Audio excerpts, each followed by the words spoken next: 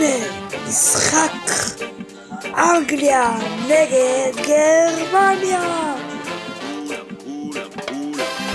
כולם משוגעים, מאבדים ברקסים, לא מאופסים על החיים, בלי טסטים עולים, יורדים מהפסים, סליחה על האיכות, ישראלים מהירים ועצבנים 9, ולא צריך כרטיס להיכנס לסרט, המציאות עולה על כל דמיון וגם נושכת, פוליטיקאים מבטיחים וקריינית אומרת, אחרי הפרסומות תהיה אחרת, סרט. זה לא עולם, זה בית משוגעים, כולם כאן סמוטים, וגם אני שרוט על החיים, משימות חכים וריחולים, כולם כאן סמוטים, בסוף הכל שקוף מול אלוהים.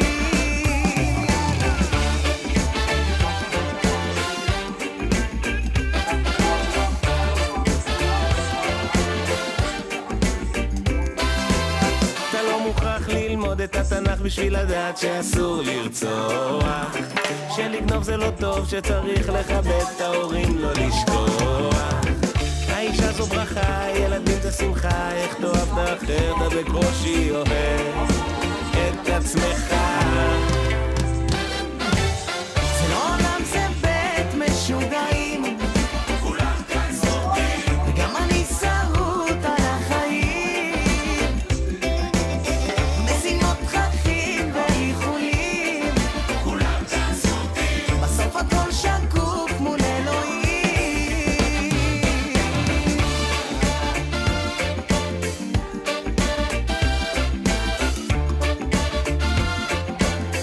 אוקיי, למרות שיש פוליטיקה ורעש, הטרור החדש, חיים פה על החרב וכל יום זה מלחמה, שחיתויות בצמרת, אדמה בוערת והכבאיות רובן מקום המדינה, אז פותח את העיניים ומבין את המצב לבד, ישראלים אנחנו שבט אחד, ולמרות המחלוקות האמונה בליבי לעד, שעוד נחזיר לפה את האור שעבר. זה לא עולם, זה בית משוגעים, כולם כאן סמוטים, וגם אני שרוט על החיים, משימות חכים וריחולים, כולם כאן סמוטים, בסוף הכל שקוף מול אלוהים.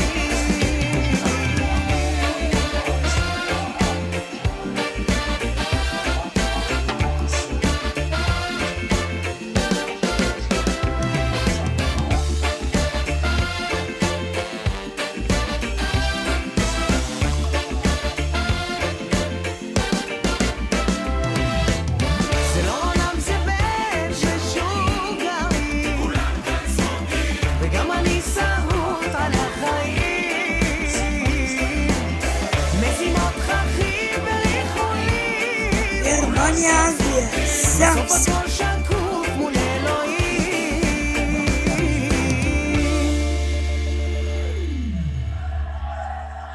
אז אגב, סליחה על האיכות, כשמדברים על... יש לה מצלמה. אז גם מעניין הסיפור של סנדרו וגנר, החלוץ של בעיניי העונה 12 שערים כבר, חלוצה של דרמשטאט שפשוט נראה נהדר, אני חושב שלא פחות טוב אפילו מגומז, אני יודע שהיה בעבר קצת פרחח, אני לא יודע מה היום, אבל העונה הוא בכל אופן נראה נהדר, והוא חלוץ חוד טבעי. אז בוא זאביק, אנחנו מדברים על סיפור ואנחנו משחקים פה היום נגד נבחרת אנגליה, בוא נדבר על הבלם של לסטר, שהוא בכלל לא מוזמן לסגל, וזה מזכיר את הסיפור עם קיסלינג, כאשר המאמן אומר, הוא שחקן טוב אבל הוא לא מתאים. אנחנו נסביר גם למה הוא חושב שהוא לא מתאים. הוא חושב שהוא שחקן הגנתי, הוא לא יכול להשתתף בבניית המשחק מאחור, והוא שחקן בבירות, כן, כן, אני דיברתי על סנדרו וגנר, שבעיניי הוא חלוץ מרשים מאוד. היכולות של העונה הן פשוט, בליגה הגרמנית, פשוט נהדרות. אמנם זה לעיתים פרובוקטור מזכיר לי את דיאגו קוסטה, אבל הוא בהחלט חלוץ. אז שתיכם בעצם מסכימים שליוגי לוי יש מה שקוראים בעגת בשפת הכדורגל אצלנו בעיות טובות, יש לו הרבה מאוד שחקנים טובים לבחור בהם. יש לו את זה שהוא כבר אמר שהוא יפתח בהרכב נגד איטליה ביום שלישי. יפה, אז יש לו בעיות טובות, כרגע הוא עם הסגל הקיים, רק הוא תזכיר בקצרה למה קרוזה לא נמצא בסגל של הגרמנים הערב. אז קרוזה הוא פעם הנבחרת בגלל התנהגות בלתי מספקת, זה פעם אחת מדובר על יציאה למשחקי פוקר בברלין, אישר בהמונית 75,000 יורו, בעקבות כך נקנס נכנס על ידי המועדון שלו בעוד 25,000 יורו. לאחר מכן, לפני איזה 3 שבועות, הוא עוד הוסיף חטא על פשע, יצא לחגוג יום הולדת בברלין. גם יוגלב וגם קלאוס אלוף אמרו, זה לא התנהגות שמתאימה לשחקן מקצועני שצריך להיות מרכז. ויוגלב אמר, הוא לא סגר לו את הדלת בנבחרת, ואם דיברנו על חלוץ, אז הוא בכלל אומנם סגנון אחר, אבל הוא שחקן שמשחק בהתקפה. אוקיי, אז בואו נחזור ולהתרכז במשחק שלנו, כאשר סמוליק, מספר 6 באדום, מחזיר את הכדור לג'ק פטלנד, הוא השוער של נבחרת אנגליה היום. אנחנו יודעים שג'ו האן, השוער הקבוע, פצוע, וזהו סמי חמירה שמנסה לקבל את ההזדמנות להכניע את פטלנד, מי שהיה שוערה של הנבחרת הצעירה, ועולה היום כדי לעמוד בפעם הרביעית בין המקומות של הנבחרת הבוגרת. ניסיון שמסתיים בכדור קרן לטובת נבחרת גרמניה, הניסיון של האיש הזה סמי חמירה. וכדור בקרן לוקח טוני קרוס, העיף את זה לצד הרחוק, יש כאן שיטה לעבירה, ומולר מסמן, אני חושב בצדק, שני השחקנים התנגשו זה וזה, מה אתה רוצה ממני? בוא נראה. יש דחיפה של הומלס על קייל, ועל זה השריקה, וקייל זה גם סיפור מעניין, קייל בעצמו, אפילו לפעמים לא בהרכב הראשון בצ'לסי, הוא משמש בכל אופן כקפטן נבחרת אנגליה. אם מדברים על נאמנות, אז באמת רוי הודסון שובר לו את הנאמנות, גם כשהיה פצוע הוא תמיד הגיע, הוא גם שיחק לפעמים כשהוא היה פצוע. מה שמעניין היום בנבחרת אנגליה מבחינת רוי הודסון, זה העובדה שבמשחק האחרון בבית נגד צרפת הוא שיחק עם 2 קשרים התקפים, דלה עלי וברטלי. היום הוא מוותר על ברטלי, הוא מכניס את הנדרסון שהוא קשר יותר אחורי. קייל משמש היום בפעם השנייה בקריירה שלו כקפטן, להזכיר לכם הקפטן הקבוע הוא וויין רוני הפצוע, וזה נקרא תחזית לחזרתו של וויין רוני. תחזית בעונת חלקית די רחוקה, מדברים על חודש מאי, חודש לפני היורו, דרכה לחזרה שלו. הפציעה שלו היא הרבה יותר קשה ממה שחשבו, ניסה להתאמן, הוא לא הצליח. השאלה עכשיו באמת מה יקרה איתו באמת לקראת היורו.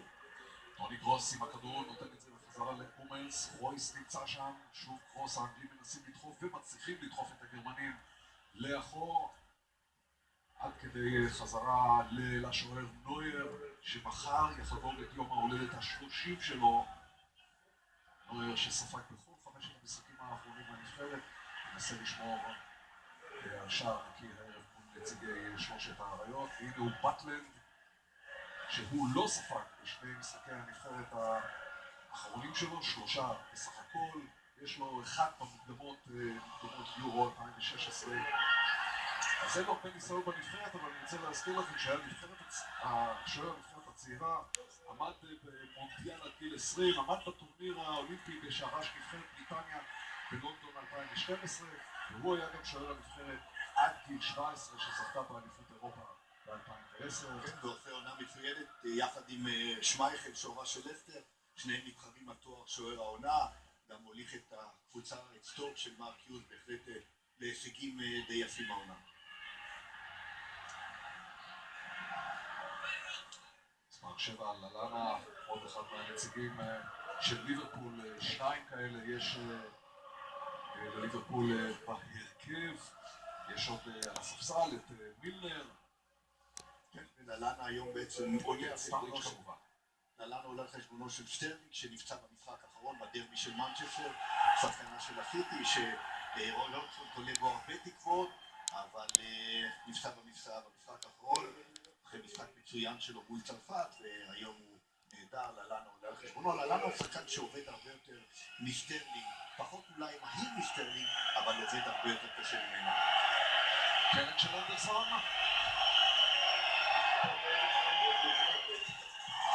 נגיחה לא ממש בכיוון השער, וגם הניסיון של קיין לעשות משהו עם נגיחת ההמשך הזאת של קיין לא עובד. אם זה לא היה נבדל והזדמנות אדירה לקיין, הוא פשוט נפצע חופשי. אבל תראה איך הוא מקבל את הכדור מאחורי כן, אבל היה לו הרבה זמן אפילו לעצור. הנה, נוכל לראות עכשיו, אף אחד לא מפריע לו.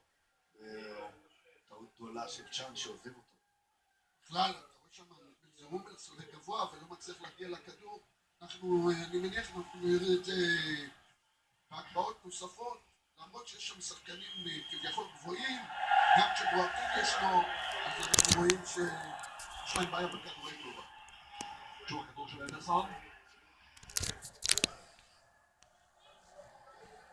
כאשר במרכז נמצא שם וולבק, בינתיים הכדור יוצא החוצה. רבי, אם דיברנו על שוערים, ובגרמניה יש לנו פה 4 שוערים. אנחנו מדברים מחוץ מנוער על לנו, השוער של לברקוזן, טר שטגן, השוער של ברצלונה וטראפ, השוער של סן ז'רמן. והנה עכשיו נויר חוזה בכדור הזה שחותך את תיבת ה5 שלו, וולבק מנסה להציל, לפחות במקרה הזה ההתקפה האנגלית עוברת בשלום מבחינתו של השוער הגרמני. כן, וזה מעניין, משום שהולסטון ראינו עכשיו את שיתוף הפעולה של קליין וללנה, שניהם כמובן שחקני ליברפול יחד עם אנדרסון, זאת אומרת 3 שחקני ליברפול, עוד 4 שחקני טוטנהאם, שמשחקים כמובן שיתוף הפעולה בין דלי עלי וקיין, כך שהולסטון בונה את הנבחרת שלו על חלקי קבוצה שמשחקים ביחד באותן עמדות. 14 בגרמניה, הוא צ'אן, הוא משחק בליברפול, להזכיר לכם, הומלס.